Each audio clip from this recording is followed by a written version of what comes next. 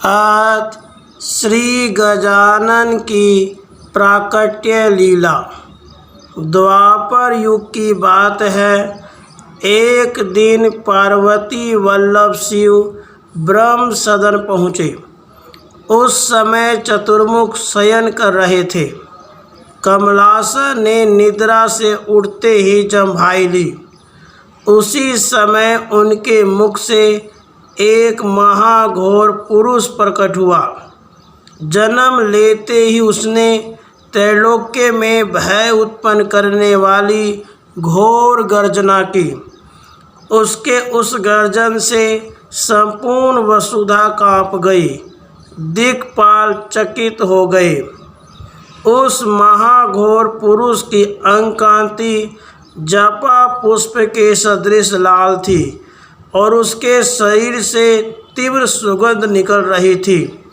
उसके रूप सौंदर्य को देखकर पद्मयोनि भी चकित हो गई। उन्होंने उससे पूछा, तुम कौन हो? तुम्हारा जन्म कहाँ हुआ है और तुम्हें क्या अभीष्ट है? उक्त पुरुष ने उत्तर दिया, देवादिदेव, आप अनेक ब्रह्मांडों का निर्माण करते हैं, सर्वज्ञ हैं, फिर अनजान की तरह कैसे पूछ रहे हैं? जम्भाई लेते समय मैं आपके मुख से प्रकट हुआ, आपका पुत्र हूँ, इसलिए आप मुझे स्वीकार कीजिए और मेरा नामकरण कर दीजिए। विधाता अपने पुत्र का सौंदर्य देखकर मुग्ध हो गए थे। अब उसकी मधुर वाणी सुनकर अत्यंत प्रसन्न हुए। उन्होंने कहा, बेटा, अतिशय अरुण वर्ण होने के कारण तेरा नाम सिंदूर होगा। त्रैलोक्य को अधीन करने की तुझमें अद्भुत शक्ति होगी। तू क्रोधपूर्वक अपनी विशाल भुजाओं में पकड़कर जिसे दबोच लेगा, उसके शरीर के सैकड़ों टुकड़े हो जाएंगे। त्रैलोक्य में तेरी जहाँ इच्छा हो, तुझे जो स्थान प्रिय लगे वहीं निवास कर। पिता से इतने वर प्राप्त कर मद उन्मत्त सिंदूर सोचने लगा, उनका वर प्रदान सत्य है कि नहीं कैसे पता चले? यहाँ कोई है भी नहीं जिसे मैं अपने भुजा पास में आबद्ध कर वर का परीक्षण कर लूँ। कहाँ जाऊँ? कहीं तो कोई नहीं दिखता। अब वह सीधे पितामह के समीप पहुँचा। उसने अपनी दोनों भुजाओं को तोलते हुए गर्जना की। उसकी कुचेष्टा की कल्पना करके भयभीत पद्मयोनि ने दूर जाकर पूछा, लौट कैसे आए बेटा? आपके वर की परीक्षा करना चाहता हूँ। सिंदूर का कथन सुनकर पितामह ने उसे शाप देते हुए कहा, सिंदूर, अब तू असुर हो जाएगा। सिंदूर प्रिय सिंदूरारूण प्रभु गजानन तेरे लिए अवतरित होंगे और निश्चय ही तुझे मार डालेंगे। इस प्रकार शाप देते हुए पितामह प्राण लेकर भागे। दौड़ते दौड़ते वे वैकुंठ पहुँचे और श्री हरि से निवेदन किया, प्रभु, इस दुष्ट से आप मेरी रक्षा कीजिए। वर प्राप्त सिंदूर की सुगठित प्रचंड काया देखकर श्री विष्णु ने अत्यंत मधुर वाणी में उसे समझाना चाहा, लेकिन सर्वथा मूर्ख, उदंड, प्रचंड व असुर युद्ध के लिए विष्णु की ओर बढ़ने लगा। तब विष्णु भगवान ने उसे भगवान शंकर से युद्ध के लिए प्रेरित किया। बल उन्मत्त मूर्ख असुर अत्यंत प्रसन्न हो गया। वह बड़े वेग से उड़ा और कैलाश पर्वत पर जा पहुँचा। वहाँ आशुतोष शिव पद्मासन लगाए ध्यानस्थ थे। नंदी और भृंगी आदि गण उन परम प्रभु के आसपास थे और माता पार्वती उनकी सेवा कर रही थी। सिंदूर पार्वती की ओर मुड़ा ही था कि वे वटपत्र की भांति कांपती हुई मूर्छित हो गई। महापात की असुर ने जगजननी की वेणी पकड़ ली और उन्हें बलपूर्वक ले चला। कोलाहल से त्रिपुरारी की समाधि भंग हो गई। यह देख क्रोध से भगवान शंकर के नेत्र लाल हो गए। वे तीव्रतम गति से सिंदूर के पीछे दौड़े तथा क्षण भर में ही उसके समीप पहुंच गए। अत्यंत कुपित वृषभध्वज असुर से युद्ध करने के लिए उद्यत थे ही उसी समय माता पार्वती ने मन ही मन मयूरेश का चिंतन किया। तत्क्षण कोटि सूर्य संप्रभ देव मयूरेश्वर ब्राह्मण के वेश में सिंदूर और शंकर के बीच प्रकट हो गए। वे अत्यंत सुंदर एवं वस्त्राभूषण भूषित थे। उन्होंने अपने तीक्ष्णतम तेजस्वी परशु से असुर को पीछे हटाकर अत्यंत मधुर वाणी में कहा, माता गिरिजा को तुम मेरे पास छोड़ दो, फिर शिव के साथ युद्ध करो। युद्ध में जिसकी विजय होगी पार्वती उसी की होंगी, अन्यथा नहीं।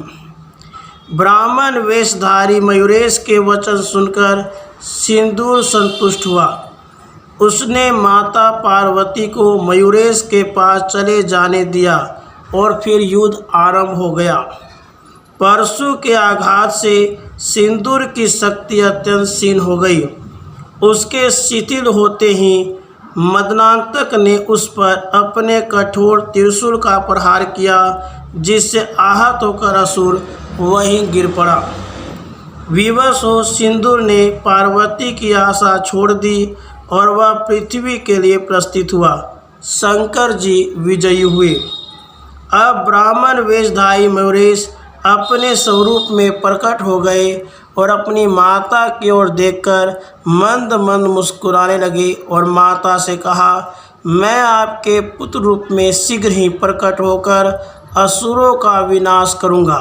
इतना कहकर वे अंतर्धान हो गए। इधर जब सिंदूर के आतंक से त्रैलोक्य कंपित हो गया, तब सूर्य गुरु बृहस्पति के निर्देशानुसार देवगण करुणामय विनायक की स्तुति करने लगे। स्तुति करके देवता और मुनि सभी तपस्या में संलग्न हुए।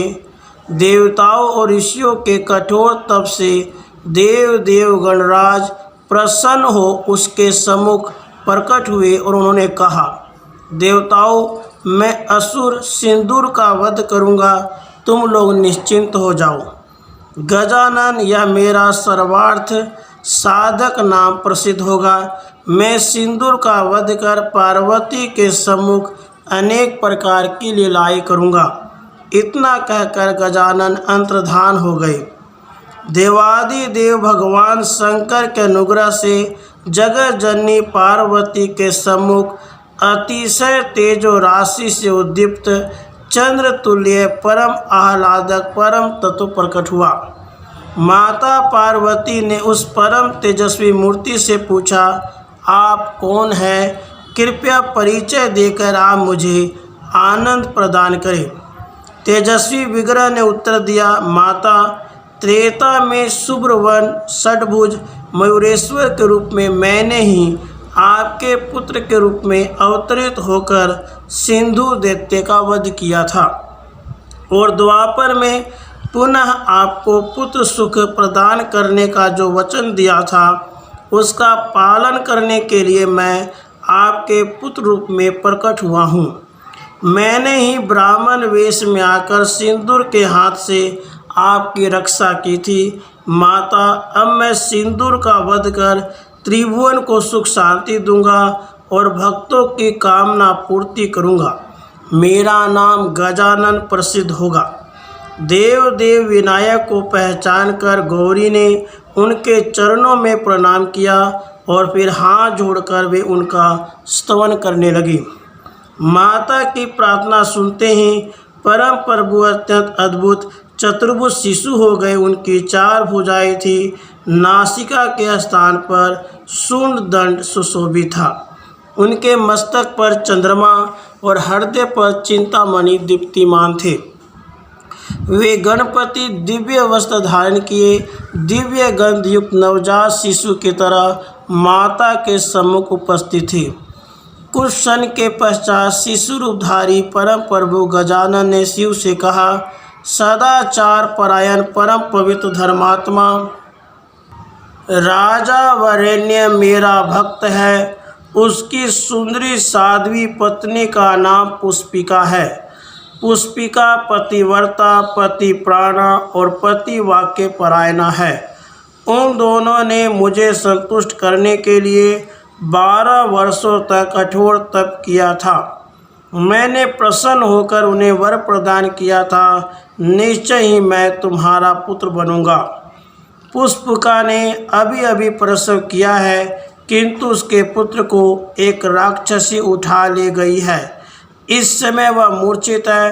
पुत्र के बिना वह प्राण त्याग देगी, इसलिए आप मुझे तुरंत उस प्रसूता के पास पहुंचा दीजिए। गजानन की वाणी सुनकर भगवान शंकर ने नंदी को बुलाकर कहा, पराक्रमी नंदी, माहिष्मति नामक श्रेष्ठ नगरी में वरेण्य नामक नरेश की पत्नी पुष्पिका ने अभी कुछ ही देर पहले प्रसव किया है।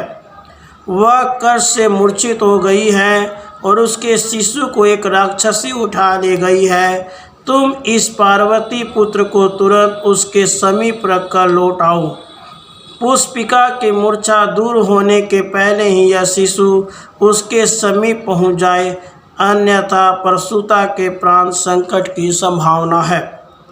नंदी अपने स्वामी के चरणों में प्रणाम कर गजानन को लेकर वायु वेग से उड़ चले और मूर्छिता पुष्पिका के सम्मुख चुपचाप गजमुख को रखकर तुरंत लौट आए। रात्रि व्यतीत हुई, अरुणोदय हुआ। पुष्पिका ने ध्यानपूर्वक अपने शिशु को देखा। रक्तवर्ण, चतुर्बाहु, गजवक्त्र, कस्तूरी तिलक, चंदन चर्चित अंग पर पीत वर्ण परिधान और मोतियों की माला तथा विविध रत्न आभरण सुशोभित हो रहे थे। इस प्रकार का अद्भुत बालक देखकर पुष्पिका चकित और दुखी नहीं हुई। भय से कांपती हुई वह प्रसूति गृह से बाहर भागी। वह शोक से व्याकुल होकर रोने लगी। रानी का रुदन सुनकर परिचारिकाएं प्रसूति गृह में आई। अलौकिक बालक को देखकर वे भी भय आक्रांत हो कांपती हुई बाहर आ गई। दूसरे जिन जिन स्त्री पुरुषों ने उन शिशु रूपधारी परम पुरुष का दर्शन किया, वे सभी भयभीत हुए, कुछ तो मूर्छित हो गए। प्रत्यक्षदर्शियों ने राजा से कहा, ऐसे विचित्र बालक को घर में नहीं रखना चाहिए। सबके मुंह से भयभीत करने वाले ऐसे वचन सुनकर नरेश वरेण्य ने अपने दूत को बुलाकर आज्ञा दी, इस शिशु को निर्जन वन में छोड़ाओ। राजा के दूत ने नवजात शिशु को उठाया और शीघ्रता से निर्जन वन में एक सरोवर के तट पर धीरे से रख दिया और द्रुत गति से लौट गया। गहन कानन में सरोवर के तट पर पड़े नवजात शिशु पर अचानक महर्षि पराशर की दृष्टि पड़ी। उन्होंने शिशु के समीप पहुंचकर देखा, दिव्य वस्त्र अलंकार विभूषित सूर्य तुल्य तेजस्वी चतुर्मुख गजमुख अलौकिक शिशु। महामुनि ने शिशु को बार बार ध्यानपूर्वक देखा। उसके नन्हे नन्हे अरुण चरण कमलों पर दृष्टि डाली। उन पर ध्वज, अंकुश और कमल की रेखाएं दिखाई दी। महर्षि को रोमांच हो आया। हर्षातिरेक से हृदय गदगद, कंठ अवरुद्ध और नेत्र सजल हो गए। आश्चर्यचकित मुनि के मुंह से निकल गया, अरे ये तो साक्षात परब्रह्म परमेश्वर है। इन करुणा मैंने देवता और ऋषियों का कष्ट निवारण करने और मेरा जीवन जन्म सफल बनाने के लिए अवतार ग्रहण किया है। महर्षि ने शिशु के चरणों में प्रणाम कर उसे अत्यंत आदरपूर्वक अंक में ले लिया और प्रसन्न मन द्रुत गति से आश्रम की ओर चले। गजानन के चरण स्पर्श से ही महर्षि पराशर का सुविस्तृत आश्रम अतिशय मनोहर हो गया। वहाँ के सूखे वृक्ष भी पल्लवित और पुष्पित हो उठे। वहाँ की गायें कामधेनु तुल्य हो गई। सुखद पवन बहने लगा। आश्रम दिव्य अति दिव्य हो गया। मेरे शिशु का पालन दिव्य दृष्टि संपन्न महर्षि पराशर कर रहे हैं। इस संवाद से नरेश वरेण्य अत्यंत प्रसन्न हुए। उन्होंने अपने यहाँ पुत्र उत्सव मनाया, वाद्य बजने लगे, घर घर मिष्ठान वितरण हुआ। नरेश ने अत्यंत श्रद्धापूर्वक ब्राह्मणों को बहुमूल्य वस्त्र, स्वर्ण और रत्न अलंकरण देकर संतुष्ट किया। गजानन 9 वर्ष के हुए। इस बीच उन्होंने अपनी भुवन मोहिनी बाल क्रीड़ाओं से महर्षि पराशर, माता वत्सला और आश्रमों के ऋषियों, ऋषि पत्नियों तथा मुनि पुत्रों को अतिशय सुख प्रदान किया। साथ ही कुशाग्र बुद्धि विचक्षण गजानन समस्त वेदों, उपनिषदों, शास्त्रों एवं शस्त्र अस्त्र संचालन आदि में पारंगत विद्वान हो गए। उनकी प्रखर प्रतिभा का अनुभव करके महर्षि पराशर चकित हो जाते, ऋषिगण विस्मित रहते, गजमुख सबके अन्यतम प्रीति भाजन बन गए थे। इधर सर्वथा निरंकुश परम उदंड शक्तिशाली सिंदूर का अत्याचार पराकाष्ठा पर पहुंच गया था। उसके भय से देव पूजन और यज्ञ याग आदि सब बंद हो गए थे तथा देवता, ऋषि और ब्राह्मण त्रस्त भी थे। कुछ गिरी गुफाओं और निबिड़ वनों में छिपकर अपने दिन व्यतीत कर रहे थे। अधिकांश सत्वगुण संपन्न धर्मपरायण देव विप्र आदि सिंदूर के कारागार में यातना सह रहे थे। उस अद्भुत असुर की इस अनीति का संवाद जब पराशर आश्रम में पहुंचता तो गजानन अधीर और अशांत हो जाते और अब तो त्रैलोक की दारुण स्थिति उनके लिए असह्य हो गई। शुद्ध गजानन ने अपने पिता पराशर के समीप जाकर उनके चरणों में प्रणाम किया और कहा, मुनिवर, सिंदूर असुर के दुराचार से धरती त्रस्त हो गई है, अतः आप और माँ दोनों मुझे आशीष दे जिससे मैं अधर्म का नाश और धर्म की स्थापना कर सकूं। पुलकित महर्षि और महर्षि पत्नी के नेत्र बरस पड़े। वे लोग गजानन के सिर पर हाथ फेरते हुए गदगद कंठ खो बोल न सके। उनके मुंह से केवल अधूरा वाक्य निकल सका, माता पिता तो अपने प्राण प्रिय पुत्र की सदा ही विजय। फिर वत्सला नंदन अपने चारों हाथों में अंकुश, परशु, पास और कमल धारण कर मूषक पर आरूढ़ हुए। वीर बालक गजानन ने गर्जना की। उनके गर्जन से त्रिभुवन कांपने लगा। गजानन वायु वेग से चल पड़े। उनके परम तेजस्वी स्वरूप से प्रलय अग्नि तुल्य ज्वाला निकल रही थी। भयभीत दूतों ने सिंदूर के पास जाकर इसकी सूचना दी। सिंदूर आकाशवाणी की स्मृति से चिंतित हो गया, किंतु दूसरे ही क्षण क्रोध से उसके नेत्र लाल हो गए। वह वेग से चला और गजमुख के सम्मुख पहुंच गया तथा अनेक प्रकार के अनर्गल प्रलाप से गजानन को डराने धमकाने लगा। दुष्ट असुर, गजानन ने अत्यंत निर्भीकता से कहा, मैं दुष्टों का सर्वनाश कर धरणी का उद्धार और सधर्म की स्थापना करने वाला हूँ। यदि तू मेरी शरण आकर अपने पातकों के लिए क्षमा प्रार्थना पूर्वक सधर्म परायण नरेश की भांति जीवित रहने की प्रतिज्ञा कर ले, तब तो तुम्हें छोड़ दूंगा, अन्यथा विश्वास कर तेरा अंतकाल समीप आ गया है। इतना कहते ही पार्वती नंदन ने विराट रूप धारण कर लिया। उनका मस्तक ब्रह्मांड का स्पर्श करने लगा। दोनों पैर पाताल में थे। कानों से 10 दिशाएं आच्छादित हो गई। वे सहस्र शीर्ष, सहस्राक्ष, सहस्रपाद, विश्वरूप प्रभु सर्वत्र व्याप्त थे। वे अनादि निधन, अनिर्वचनीय विराट गजानन दिव्य वस्त्र, दिव्य गंध और दिव्य अलंकारों से अलंकृत थे। उन अनंत प्रभु का तेज अनंत सूर्यों के समान था।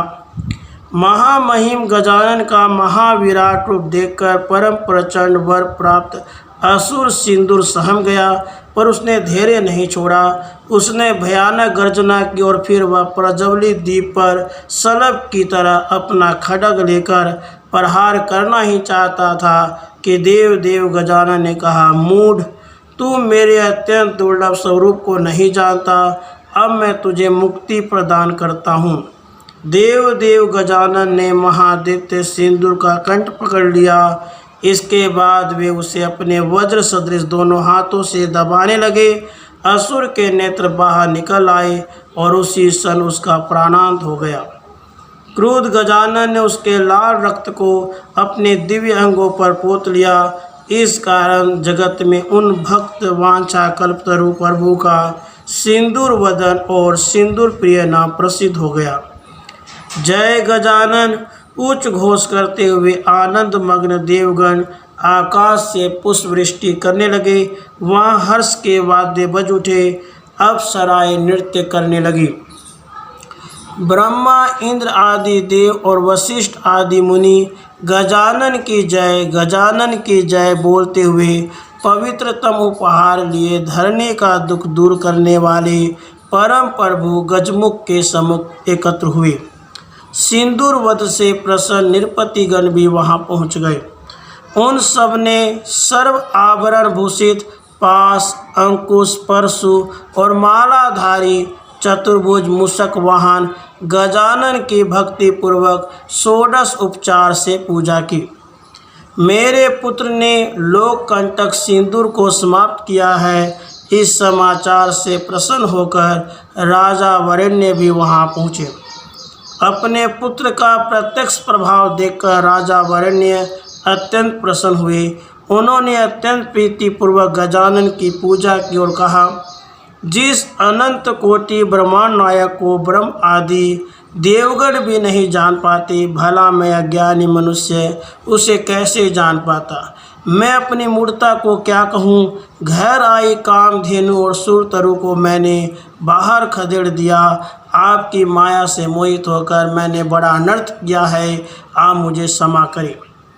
पश्चाताप करते हुए राजा वरेण्य की स्तुति से प्रसन्न होकर वरेण्य नंदन गजानन ने अपनी चारों भुजाओं से उनका आलिंगन किया और फिर कहा, नरेश, पूर्व कल में जब तुमने अपनी पत्नी के साथ सूखे पत्तों पर जीवन निर्वाह करते हुए दिव्य सहस्र वर्षों तक कठोर तप किया था, तब मैंने प्रसन्न होकर तुम्हें दर्शन दिया। तुमने मुझसे मोक्ष न मांगकर मुझे पुत्र रूप में प्राप्त करने की इच्छा व्यक्त की। इसलिए तुम्हारे पुत्र रूप में सिंदूर का वध कर भूभार हरण करने तथा साधु जनों के पालन के लिए मैंने साकार विग्रह धारण किया। अन्यथा मैं तो निराकार रूप से अणु परमाणु में व्याप्त हूँ। मैंने अवतार धारण कर सारा कार्य पूर्ण कर लिया। अब सब धाम प्रयाण करूँगा, तुम चिंता मत करना। प्रभु, जगत शाश्वत दुखालय है। प्रभु के सवधाम गमन की बात सुनते ही राजा वरेण्य ने अत्यंत व्याकुलता से हाथ जोड़कर कहा, आप कृपा पूर्वक मुझे इससे मुक्त होने का मार्ग बता दीजिए। कृपा परवश प्रभु गजानन वहीं आसन पर बैठ गए। अपने सम्मुख बद अंजलि आसीन राजा वरेण्य के मस्तक पर उन्होंने अपना त्रितापहारी वरद हस्त रख दिया। उसके बाद उन्होंने नरेश वरेण्य को सुविस्तृत ज्ञान उपदेश प्रदान किया। तत्पश्चात भगवान श्री गजानन अंतर्धान हो गए। परम प्रभु की सन्निधि, उनके कर स्पर्श एवं अमृतमय उपदेश से नरेश वरेण्य पूर्ण विरक्त हो गए। उन्होंने राज्य का दायित्व अमात्यों को सौंपा और स्वयं तपश्चरणार्थ वन में चले गए।